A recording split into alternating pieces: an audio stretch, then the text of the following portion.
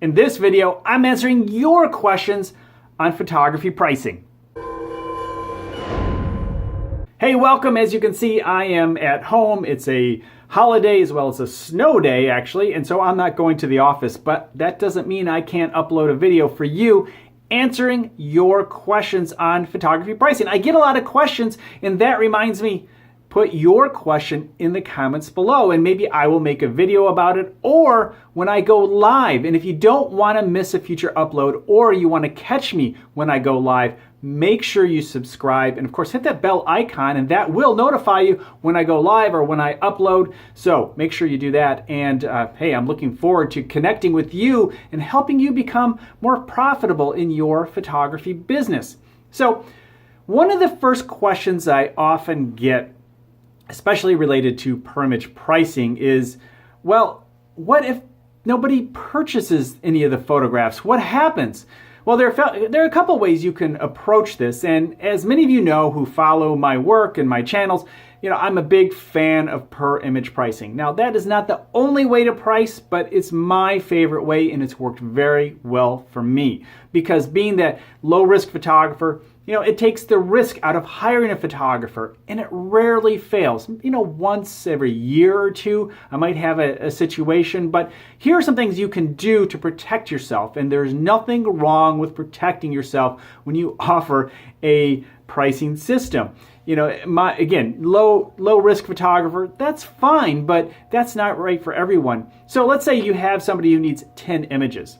Well, what you can do is say, look, you need to purchase a minimum of 5 images to make sure my expenses are covered. And hey, that still takes some risk out of the situation. Take risk out of hiring you as a photographer. But you can also line item out expenses. Maybe you have assistants or a grip or producers or just an assistant who's working with you on a wedding. It doesn't matter. Whatever your expenses are, maybe you have location expenses. There are hard expenses that no matter what you do, if someone doesn't pay you, it's out of pocket. So you can line item those things out if you wish, and then charge per image from there. So there are a number of ways you can go about this. It doesn't have to be, win-lose situation. Everyone should win. Now, I just mentioned weddings. People have often asked about per image pricing related to weddings, and I have done that, but it's not necessarily the best way to go about it. I say, look, if it's an event, you probably want to do hourly, have a good solid hourly rate or day rate or a project rate, because you're trapped there. Being highly productive is not going to help you in the long run when it comes to weddings. You're stuck there. You got to stay there for 6, 8, 10, 12 hours, 14 hours in some cases. You need to be there. All right, so what is another question that people have asked? Recently, people have been asking me about different types of expenses. A recent video I did was on reps. How much do you charge for reps? Do you increase your rate if you have a rep? And if you've not checked out that video, go on over and take a look at it, and I explain a number of things about how much to charge. But here, let me just say that 20 to 30% is usually the commission for a rep, a photography representative. The art world is a little different. If you're selling arts, a gallery may charge much more than that. But they're also pricing for referrals. And again, I get into that on the other channel, and I put that right in the card above. So take a look at that, and you can get a little more information there. One of the things that people do going into the art world, there are a few ways you can charge for your art. And I've been getting this question here and there, and that has to do with how much do you charge for artwork. And, whatever it is, a lot of times they charge for per inch, meaning if you have a, 8 by 10, and that's 80 square inches, and you have a price, say $1 per square inch. And so you base your price off that. So it'd be $80 for an 8 by 10. For sake of argument. And then you can gradually increase that per square inch rate over time as you get more and more comfortable, as you develop your fan base, your brand, which is really important when developing yourself as especially say a landscape or a wildlife photographer, you really need to develop your brand. You always need to develop it, but in this situation, keeping in touch with your community who really likes your work is super, super important. And over time, you can increase that rate. But there are a number of ways you can go about that. That is one of my favorite ways to go about that. You know, the square inches. That's probably my best and most favorite way to approach. You kind of get that from the painter world, but there are other ways you can go about it. And it's certainly, you know, any kind of photography pricing often has to do with the use. How are people going to use it? If they're going to hang it on their wall, it's a different price than if you're going to sell, you know, or put it on a bunch of billboards and try and sell a product or service with a photograph. I mean, the value of the image is different. And so that's what you need to consider when you are pricing your photography. What is the end use? So a wedding is much different than a magazine, you know, and a magazine is much different than a national ad campaign or international ad campaign. And these are all the kinds of things we certainly talk about on this channel on a regular basis. And that's why your questions are important, because there's so many different ways to approach the business of photography and making your photography more profitable. And your questions really are important.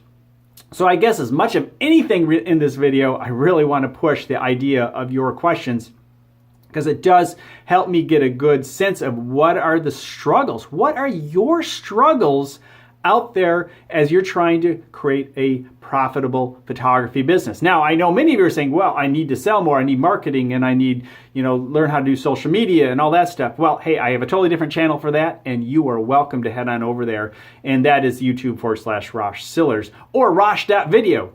Easy way to go, head on over there, and you can subscribe there as well as here. And this one is purely, you know, again, for the photography community, because I think there's a big gaping hole in this part of the conversation, especially here on YouTube. There are videos, there are some good videos, and there are some not so good videos, but there's not a channel focused on that, and that's why I do this, and we'll continue to do this. My goal right now is a good 2 to 3 videos a week, if not more. I'm still doing, you know, at least that for my other channels. So that's 6 videos, 7 videos a week, 8 videos. So I'm trying to streamline it. I like my new set, if you haven't seen that. So that's going to help me out when dealing with it. Okay, so let's get into the last question that I received. I received a question the other day related to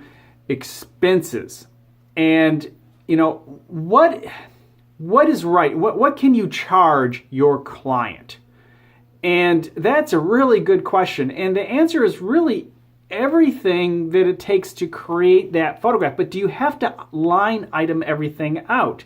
I mean, do you have to tell the client exactly what it is that it took? And there are some larger companies out there, even agencies, say, we want to know everything and where you spent your money and so forth. There are even situations where they say you can't have more than 30% profit. I mean, I've seen that in contracts before, and it's crazy. But, you know, the fact is, you don't have to tell them anything. You can just say, this is going to cost $5,000, and that's what it's going to cost you. We're going to charge you $5,000 to do everything. And you do not need to see one receipt. You don't need to see anything. It doesn't need to be broken out. It's $5,000, you know, and that's it. They don't have to have those expenses. So you have the right to say no to that.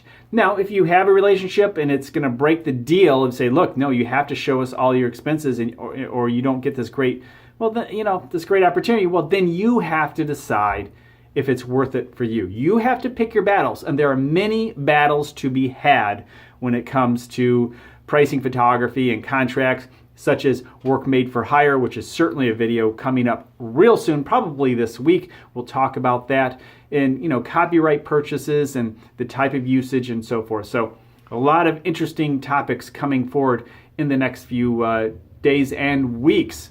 All right, that wraps up today's video. Thanks for watching. And look for a live video relatively soon. I think when we hit 500 subscribers, I'm going to do the first live show. So let's get to 500 and I'll do a live show. That should probably ding enough people with the little bell icon to get their attention to come and ask good questions. And we can grow our photography community in a positive direction. Talk to you next time.